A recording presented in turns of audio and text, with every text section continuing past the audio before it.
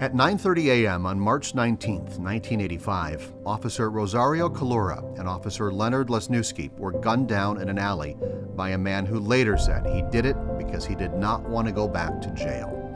Officer Collura and Officer Lesniewski interrupted a drug deal at North 17th Street and West Center Street. The officers began frisking the men.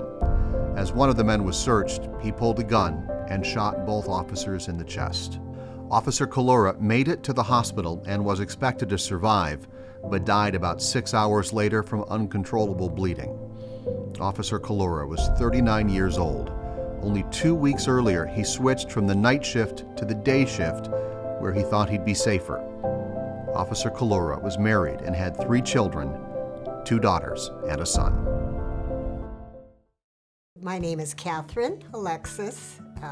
Currently Moshinsky, formerly Collura, was the wife of Rosario Collura, police officer in the Milwaukee Police Department. We were married almost 20 years.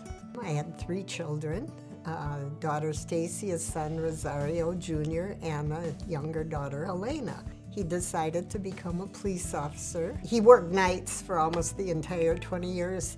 Sometimes he'd come home at midnight and have me, on a Friday or Saturday night, and have me wake up the kids, bring them downstairs. He'd pop popcorn and they'd lay before the TV. He'd lay on the floor with one arm out one way and one another. You know, he worked a lot of nights, and I'm a night owl, so I would stay up late, or when I heard the door open and I knew he came home at 1 or 2 in the morning, I would sneak down the stairs and, like my mom previously said, bring out the chocolate ice cream or popcorn and lay on the ground and watch movies and stay up with him in the middle of the night so I could see him.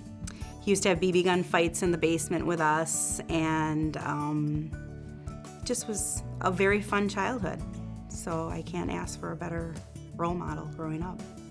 As far as my sister goes, she was the oldest. She was 17 at the time and a senior in high school, and she used to go jogging late at night. He would call to make sure she was up and then get ready, put on whatever she needed, her tennis shoes, and he'd come home, take his uniform off, and go out jogging late at night with her. Now my brother Ross, he is a police officer, followed in his father's footsteps.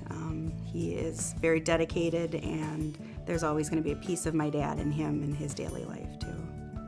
He will always be my hero. He will always be the first man that I've ever loved, and he was an incredible role model for so many people. The day before he died, he sat at the kitchen table and he said to us, his family, you know, we don't have very much to leave you. We won't be leaving you very much, but we will leave you a good name. And that was the last comment he made to the whole, my 3 kids and myself. And an interesting remark, final remark, leaving a good name.